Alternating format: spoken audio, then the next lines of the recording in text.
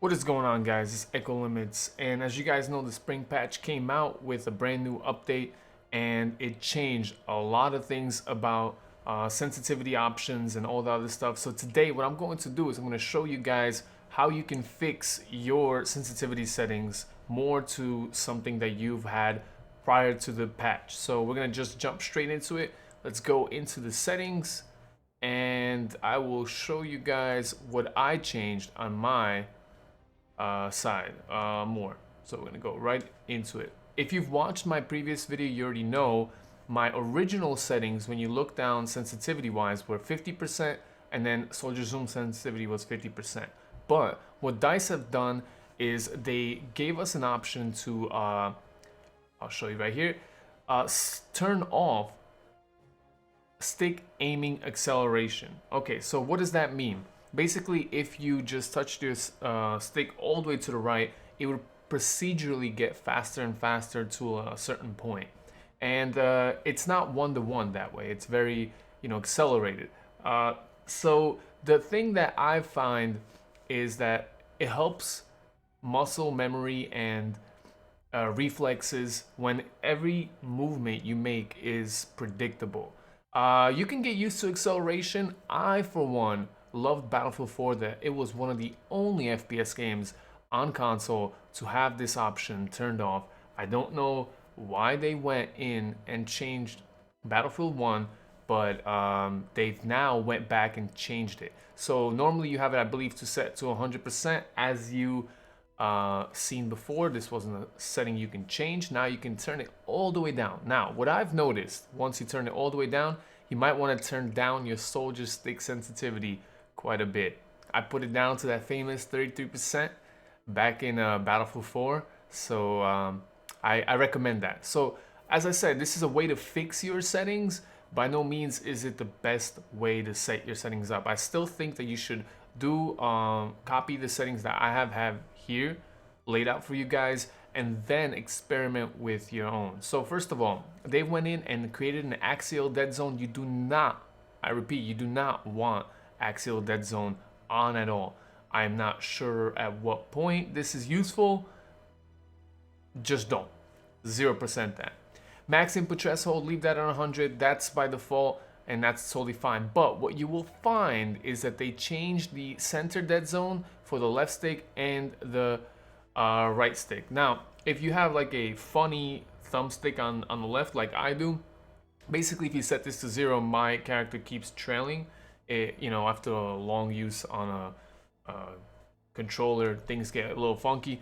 Set it to 5, that's fine. I keep my center dead zone at 10, just like previously I've had it at 10.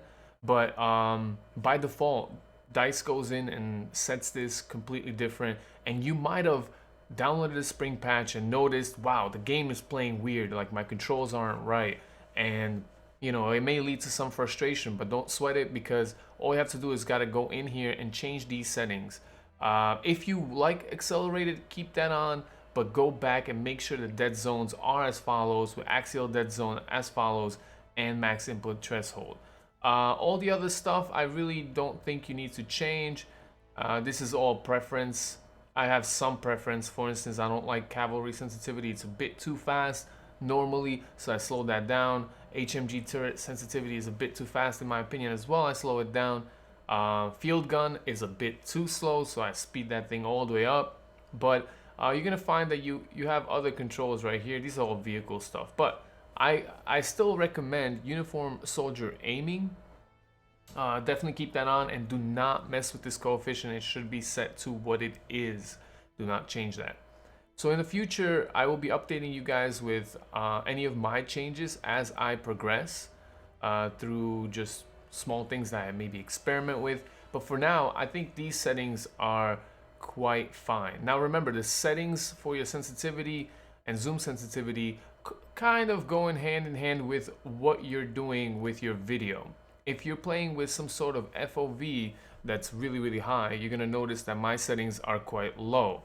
But so basically, if you're going to increase your FOV to something more competitive, or most people will call it competitive, I guess, make sure you also dial up your sensitivity with that, because then it will feel sluggish. Motion blur, of course, you should have that off, and Webson depth of field also off. These are just aesthetic things that I don't think you need if you're playing. You know, it's just more reasons of why you would not be able to shoot at someone just because you have that. Which reminds me that there's a new update coming out that's going to give the ability to reduce screen shake. So that's coming out soon, and I think that's like a no-brainer. I still think they should do it server side to make it fair for everyone. You know, if you rent a server, turn that thing all the way down, I'm completely fine with that. But if you're going to allow it for public use and someone comes around, like, of course I'm gonna dial it down, duh. But then if I'm playing against people who have it all dialed up, it's kind of not fair. These settings still have the same as my old video, so I'm not gonna go crazy into here. There's not much that's changed in the advanced settings either.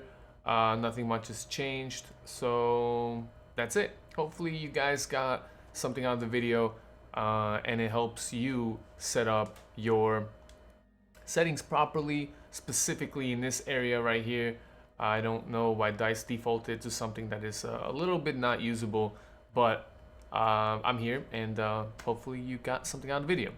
If you like it, hit the follow button, right? This is YouTube. Subscribe on YouTube, and hit the like button if you like, and I'll be sure to keep you guys updated. Thanks for watching.